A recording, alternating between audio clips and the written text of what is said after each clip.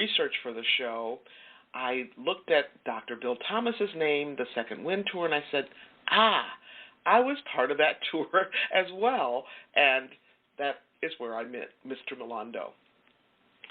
So beyond being an organization, Musicians for World Harmony is characterized by its spirit, right? The spirit of interconnectedness, generosity, hope, and love that infuses the work of this amazing ensemble of people. And this spirit epitomizes grateful living. Musicians for World Harmony creates a vital space for people to be with and to move beyond trauma and pain in a way that cultivates wonder, joy, and community. When asked what sparked the founding of Musicians for World Harmony, Milando shares more of his inspiring work. He says, in 1988, I was invited by a man by the name of Glenn Ivers to join him to do humanitarian work in Africa. We went to shoot a documentary for PBS called The Song of the Refugee. On their visit to refugee camps in Liberia, the Ivory Coast, and Rwanda, I noticed that the young refugees who had been badly traumatized by the wars responded and reacted positively to my flute and kalimba. They offered to perform their own songs for me, and they opened up to share stories about their lives before the war and about their dreams for the future. It was the same reaction from their mothers. I realized the healing power of music then, and I knew I had to do something so that I could visit more refugees. So, how does Musicians for World Harmony use music and music therapy methodologies to help people remember their own stories, find their own voices, and sing again? Well, Mr. Milando talks about his Music Heals program, and music here is used as an acronym, okay? So the M stands for mobile, the U for unit, S for song, I, improve, and C, communities. So the Music Heals program is a mobile unit of song to improve communities program. I just love that. Music Heals program. So this program uses music, the playing and composing of music, to help those in war-torn and displaced communities bring back what was naturally part of their life, part of their community. Mr. Milando says Musicians for World Harmony does not use music therapy interventions unless we have a trained music therapist with us. He says, when I play music for refugees, immigrants, seniors, or people who have suffered from disease, the first thing I do is create a safe environment where people don't feel judged. That starts with me not judging those who think they can't sing or dance. People have to feel safe. They have to feel appreciated. Sometimes they can be so sick that they can only move their shoulders less than an inch, and that's all they can do for now. The stories usually come easily after the music. We all have a story to tell if we are given a chance to tell it. As the musician, it's always important to remember that it's not about you. It's about the people you have in front of you. The music that you choose to play has to relate to the people you're working with. You have to be aware of how fast they're breathing or what mood they're in as you choose the songs. When I work with people, they get involved in many ways. They respond to my call and response songs. They share their own songs and many times their stories. They also usually move or dance. Connecting displaced and distressed people with music helps to reawaken their humanity. So you might wonder, like I did, how does music help to reawaken the humanity in their hearts? How does this happen? How does music heal? Well, Samite Mulando explains it this way. Music has the ability to touch the soul and speed up the healing process.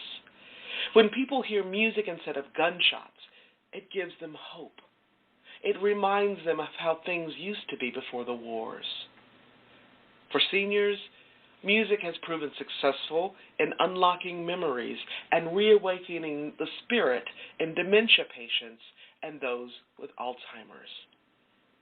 The positive impacts of music are evident to me in the participation of the seniors in senior centers. Even when we played music that was not familiar to them, every single person was dancing or moving and smiling. Seeing someone with dementia or someone who can barely move be able to participate is a real gift. Mulando goes on to say, on a recent trip, I was reminded of concerts I've given where people were dancing and shouting on summer nights. I realized that when a person in a wheelchair who starts out motionless after a couple of songs is just simply moving his shoulder in rhythm, he is connecting with the energy all around him in just the same way. And that shoulder movement feels as loud and joyous as any concert I've played where people are jumping and singing. Wow, how cool is that, right? Samite says, I think it's important to realize that we, and that means any of us, right? We could find ourselves in the same situation that these displaced and distressed people are in. How would we want to be treated if it happened to us?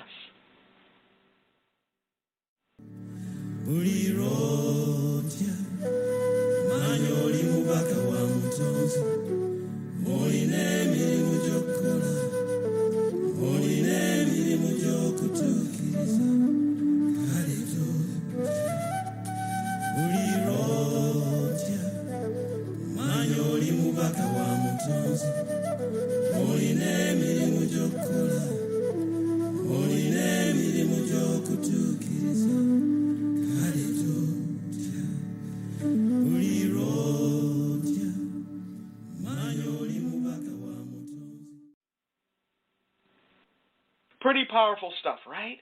Very powerful story and journey.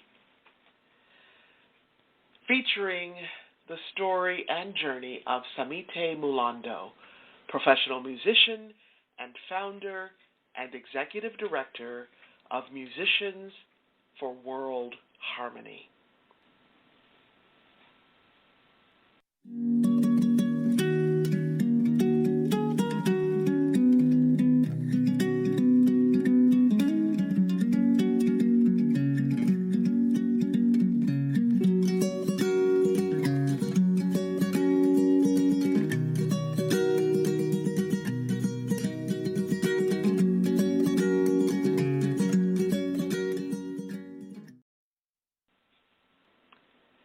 Through his story, we have been talking about the amazing power of music, the power of music to heal, the power of music to bring hope and joy and wonder, and reawaken the humanity of a broken spirit. Reawaken the humanity in us all. And that's how it happens, isn't it? Transforming the world one by one. Transforming the world one song, one piece of music at a time, and one person at a time. one community at a time. It's really all about the power of one person to make a difference. Who knows? Maybe today will be your day. Maybe today will be the day when you are that one person who steps up and becomes the person, and I'm going to say the leader you were designed to be, who steps up and becomes the leader you are meant to be so that you can make a difference in your own life and in the lives of others. Be sure to join me next week as we continue to celebrate the majestic music of your life and celebrate you for making your life count. Now, if you missed last week's show or any part of this week's show, you can listen to the recording at your convenience. You can even listen to it on the go. Check us out at www.talknetworkradio.com/legacyliving.html. That's www.talknetworkradio.com/legacyliving.html. Now, before I close today, I want to thank each of you for tuning in to today's show. I also want to thank gratefulness.org for giving me permission to share their article. You can find them at www.gratefulness.org, www.gratefulness.org. And I want to thank all of you for allowing me to share a bit about my journey with what legacy living is all about. Not just living and serving so that you make a difference in your own life and in the lives of others. It's about being on purpose every single day, 365, 24/7. Legacy living is one of the many ways to make your life count. I'm your host, Dr. Gloria Burgess.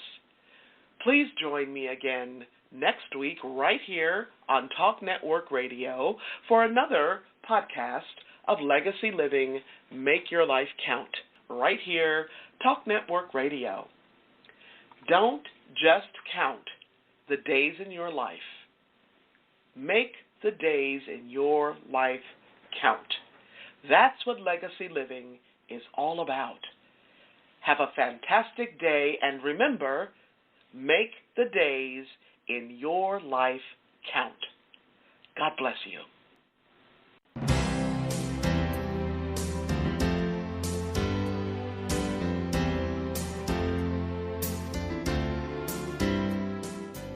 That's our show today. I'm your host, Dr. Gloria Burgess. I hope you'll join me again next week. Until then, don't just count the days in your life. Make the days in your life count. That's what legacy living is all about. Here's to you. Have a fantastic day. Be sure to make it a yes kind of day. And remember, celebrate. Celebrate the music of your life. Make the days in your life count.